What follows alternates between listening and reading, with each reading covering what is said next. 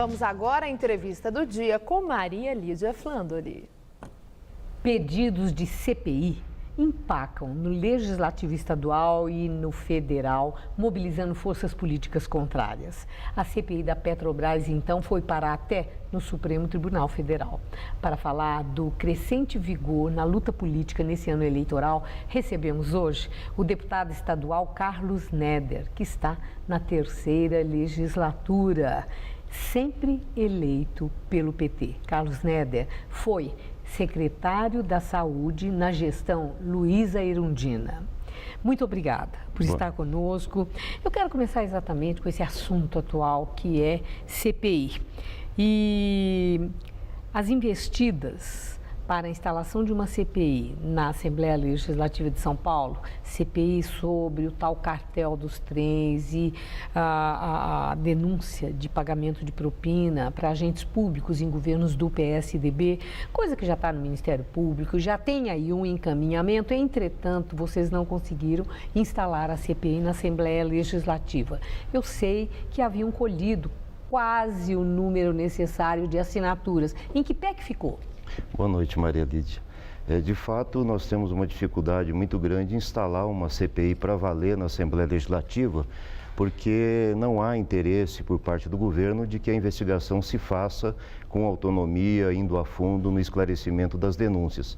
Então, no caso, por exemplo, da CPI proposta para investigar a Siemens e a Alstom, que são contratos importantes dos trens de metrô em São Paulo, nós ainda dependemos de 3 assinaturas, na medida em que há uma pressão muito grande sobre os partidos que compõem a base governista, em sustentação ao governador Geraldo Alckmin, para que eles não assinem o pedido de CPI.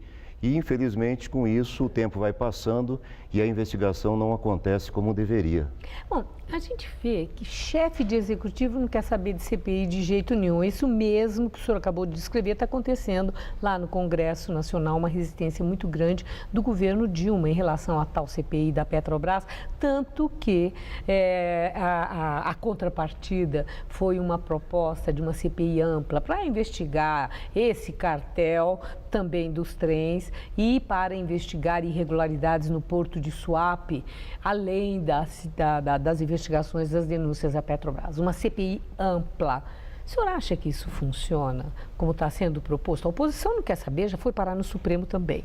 Mas funciona uma CPI ampla, tratando de assuntos que realmente não são conexos? Ou isso só serve para fomentar a disputa política, as intimidações e leva à perda de foco? Bom, eu acredito que vai gerando um efeito dominó. Como você disse, governo nenhum tem interesse que o parlamento faça uma investigação independente. E há uma prática cada vez mais consolidada no país dos governos exercerem uma maioria estável, sólida no parlamento, lançando mão dos mais diferentes mecanismos. E, nesse sentido, os partidos se assemelham muito quando impedem que a investigação se faça. Então, eu acho que o pano de fundo dessa discussão é exatamente qual é o papel do parlamento hoje no país, se o parlamento brasileiro, num regime presidencialista, consegue cumprir essas tarefas constitucionais de fiscalização, de acompanhamento do Poder Executivo e se ele tem autonomia suficiente para que possa desempenhar essas funções. Há um grande debate hoje no Congresso Nacional se nós deveríamos ter uma CPI do Senado, uma CPI mista e qual seria o objeto. À medida em que não se permite que a investigação se faça também em outros parlamentos, então a tendência é levar todos os temas para investigação e análise numa única CPI. Vem daí a ideia de fazer uma CPI mista, muito abrangente, que pudesse pegar não só o tema da Petrobras, mas também denúncias que vêm sendo feitas em outros estados, envolvendo outros partidos políticos e que também os partidos de oposição não gostariam de que elas fossem investigadas. Bom, aí entra também essa resistência do Executivo, né? Tanto o governo de Estado como a Presidência da República em resistir à CPI, ano eleitoral. Isso chama muito a atenção, porque tem uma visibilidade em todos os telejornais, jornais, só se fala disso, colocando assim, os governos, tanto federal como estaduais, como assim, muito temerosos, com medo da apuração da verdade. O eleitor não pode ter essa percepção e isso trazer prejuízo eleitoral para os candidatos do partido, do governo e os da base? Não, eu acho que o problema existe. Por exemplo, aqui na Assembleia Legislativa de São Paulo, mesmo propostas muito menos enfáticas, como é o caso de uma audiência pública, não são permitidas porque há um receio de que isso vai expor o governo e os secretários.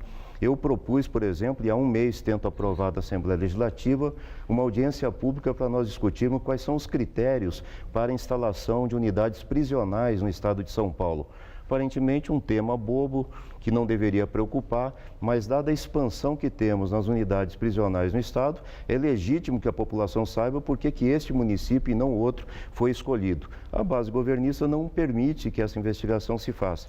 Então, vai se criando um procedimento em que as propostas de comissão parlamentar de inquérito vão sendo apresentadas sem que você tenha a possibilidade de colocá-las em votação, seja porque não permitem a assinatura, seja porque tiraram do regimento da Assembleia a possibilidade do voto. São os expedientes, né, em geral, as manobras entre os parlamentares que são muito usuais. Agora, a sucessão estadual. O PT tem um candidato, Alexandre Padilha, já esteve aqui no Jornal da Gazeta, e que também da área da saúde, a sua área, ex-ministro da Saúde. Como é que está o desempenho da candidatura dele, que já fez uma caravana pelo interior, que costuma ser resistente a candidatos do PT? Como é que o senhor vê? Olha, eu acompanhei alguma dessas caravanas, chamada Horizonte Paulista. Ele comparece ainda na condição de pré-candidato, é coordenador dessas caravanas. E um aspecto interessante é que nas caravanas ele tem dialogado com prefeitos, vereadores, lideranças políticas de diferentes partidos políticos. Não tem se limitado a discutir com o público cativo do Partido dos Trabalhadores, pessoas filiadas ou simpatizantes. Ao lado disso, há temas que são recorrentes. Então, a preocupação com a questão de políticas para as mulheres, o problema da reforma agrária, o tema da saúde, o tema da segurança pública. Dependendo das características de cada região e cidade, há sempre um espaço para que esse tema possa ser abordado. Agora, o Partido dos Trabalhadores entende que deve ter um olhar diferenciado para a questão do interior. Pequenas e médias cidades precisam ter uma política pensada de acordo com as suas próprias características. Bom, e certamente nós estaremos acompanhando, né? Vamos acompanhar na campanha eleitoral essa logística, né? Dentro dos programas de governo que são apresentados pelos candidatos. E o candidato do PT, Alexandre Padilha, certamente vai aprofundar aí. Eu agradeço muito a sua entrevista e espero que o senhor volte ao Jornal da Gazeta, porque certamente sobre a questão da saúde nós teremos muito a falar sobre os desafios dos candidatos ao governo do estado de São Paulo nessa área. Muito obrigado. Uma boa noite, muito obrigada. Boa noite.